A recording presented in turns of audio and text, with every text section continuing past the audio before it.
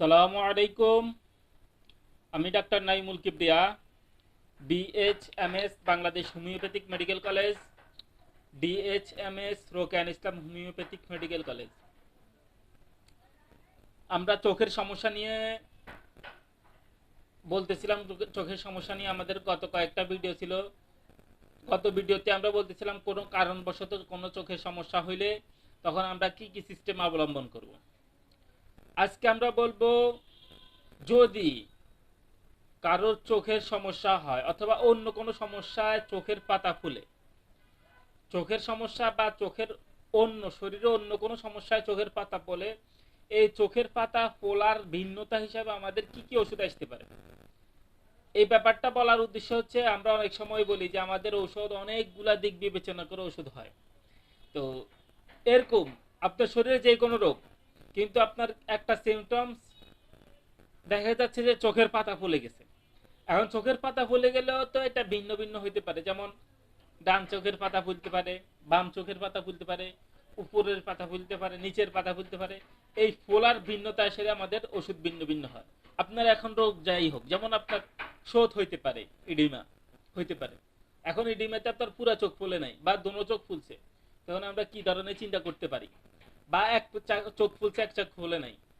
Edema আঙ্গিক হইতে পারে, সামগ্রিক হইতে পারে, বিভিন্ন রকম হইতে পারে। তো এরকম ফোলা, চোখের পাতার ফোলা হিসাবে আমাদের হোমিওপ্যাথি কয়েকটা ওষুধ হয়।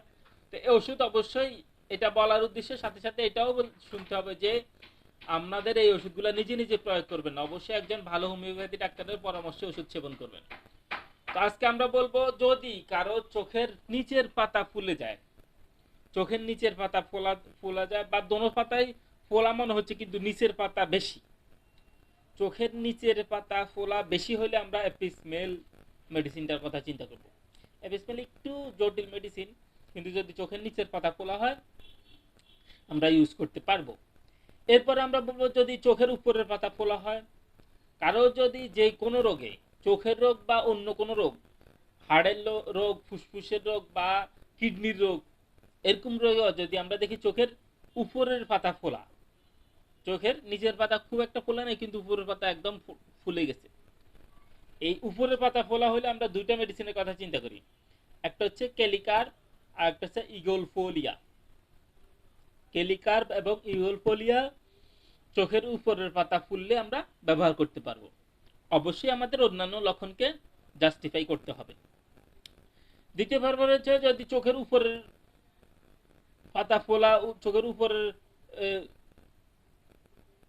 পাতা ফোলা হইলে আমরা ইগলফোলিয়া এবং ক্যালিকার বললাম, কিন্তু যদি চোখের নিচের পাতা ফোলা, দোনো পাতা ফোলা হয়, মানে উপরের পাতাও ফোলা হয়েছে, নিচের পাতাও ফোলা হয়েছে, যদি চোখের দোনো পাতা ফোলা হয়, তখন আমরা ফসফরাস এবং ইউভোলফোলিয়ার কথা চিন্তা করব। ফসফরাস এবং ইউভোলফোলিয়া, এখানে দেখার বিষয় হচ্ছে ইউভোলফোলিয়া কিন্তু উপরের পাতা নিচের পাতা উপরের পাতা ফুললেও হবে, আবার দুই পাতা ফুললেও ইউভোলফোলিয়া হবে। ইউভোলফোলিয়া ইডিমার কমন একটা ঔষধ। তো ইউভোলফোলিয়া দুইটাতে হবে, কিন্তু ফসফরাস হচ্ছে দোনো পাতা ফুললে, ক্যালিকার হচ্ছে উপরের পাতা ফুললে। এরপর আমরা বলবো, যদি এমন হয় যে চোখের উপরের পাতা ফোলা, মুখমণ্ডল, কপাল এবং এই এই চোখের পাতা একটা নীলাভ হয়ে গেছে, এবং চোখের পাতা, উপরের পাতা, মুখমণ্ডল, কপাল ফুলে এটা এমন হয়েছে যে এটারে চাপ দিলে এটারে এটা কি যায়, ডেবে যায়, সে চাপ দিলে গর্ত হয়ে যায়। চোখের উপরের পাতা, চোখের উপরের পাতা ফুলছে, ফুলে মুখ কপাল সব ফুলে গেছে, এখন যদি এখানে চাপ দেয় ডেবে যায়। যদি এই ব্যাপারটা আসে, এরকম হয়, এদের আবার চোখের পাতা একটু নীল নীল বর্ণ ধারণ করে, যদি এমন হয় তখন আমরা নেটটাম কার্ব মেডিসিনটার কথা চিন্তা করব। নেটটাম কার্ব, শুধু উপরের পাতা ফুললে আমরা কেলিকার বলছিলাম, কিন্তু উপরের পাতা সহ যদি মুখমণ্ডল কপাল ফুলে তখন আমরা নেটটাম কার্বের কথা চিন্তা করব।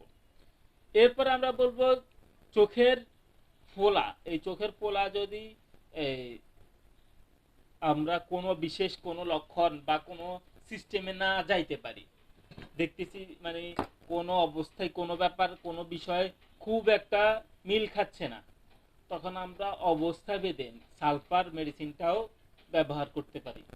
অনেকে কিছু কিছু ডাক্তাররা এখানে সালফার এফিসমেল কমন ভাবে বলে, যদিও এটা হোমিওপ্যাথিক সিস্টেম না, যার কারণে অবশ্যই আমরা হোমিওপ্যাথিক সিস্টেমে সালফার এরপরে চেষ্টা করব অন্যান্য লক্ষণ মিলে কোন ওষুধ দেওয়া যায় সে ব্যাপার চিন্তা করব। এই বলে আজকের মতো আমরা এখানে শেষ করতেছি। পরবর্তী ভিডিওতে আবার দেখা হবে ইনশাল্লাহ। আজকের মতো এখানে বিদায়। সালামু আলাইকুম রহমতুল্লাহ।